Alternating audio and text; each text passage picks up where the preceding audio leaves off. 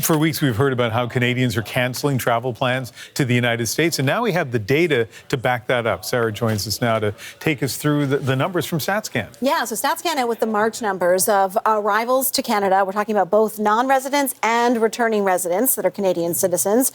For the month of March, it is, as I say, both air and automobile arrivals, 4.9 million. Sounds like a lot, but that actually is a decline of 14% year over year. So March of 2024 to 2025. But if you break down further, what you see, and you're particularly interested in maybe seeing what the Americans are doing coming by air, the number of arrivals is slightly up, but by automobile, Americans coming to Canada, it is down about 10%.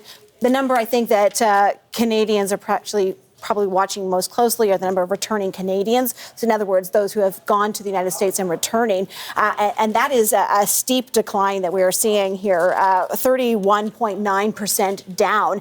It is a trend we have been seeing year over year for the last 3 years for the month of March, but it's also something we have seen now happen 3 consecutive months. And those months, of course, Ian, coincide with hearing from the U.S. president, talk of the 51st state, threats of tariffs, and then making good on tariffs. And we've heard a lot about people saying they're not going to travel, and these numbers do seem to back that up. And we've heard from a lot of our viewers who have been sending us emails about how they have decided not to go to the States and what they've done instead. And you and your producer, Preet, were busily replying to many of those emails, trying to speak to some of those people. Well, some of these emails we're getting are so detailed, right? And people providing not just their plans, but the cost of what they were going to spend, their decisions to not, how much money they're going to lose. And so I reached out to a number, and Daryl Cawley from Sherwood Park, Alberta, he's a retired Edmonton Police Services civilian worker, and he's actually in Osoyoos, BC right now, because he and his wife really like to travel, and they had planned to go for a week to Nashville next month in May, and they were going to spend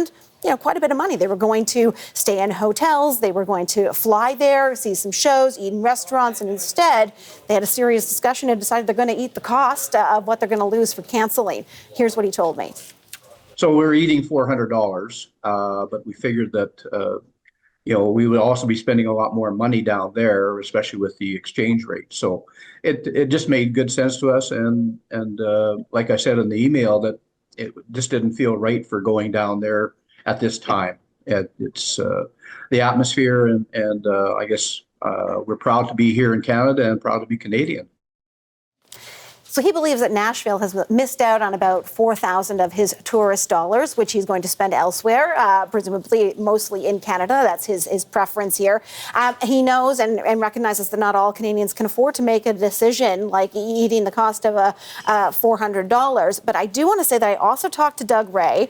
We didn't get a clip here, but it's such an interesting story. He and his wife were going to take a luxury cruise in Norway, but to get out, they had to get down to Florida, and they were going to drive down, spend a couple of weeks, money there, get on this cruise. His wife has real anxiety and really didn't feel comfortable with this. So they thought about it. And when I talk about a luxury cruise, it was almost $14,000 this cruise. This is a big celebration for them, an anniversary. They looked at it. They decided, no, not worth it. They canceled, getting back only $1,600 of what they spent. But here's what he wants others to know about this story. His wife does suffer anxiety. She had a doctor's note to that effect. And then his insurance covered another $10,000 of that. So yes, they're out about $3,000, but the math really worked in his favor as far as he's concerned. And he thinks it's something probably a lot of Canadians might not realize, that anxiety plays a real role, and possibly you're not going to lose as much as you might think. Yeah, and the importance of insurance and actually using your insurance. Fantastic, Sarah. Yeah.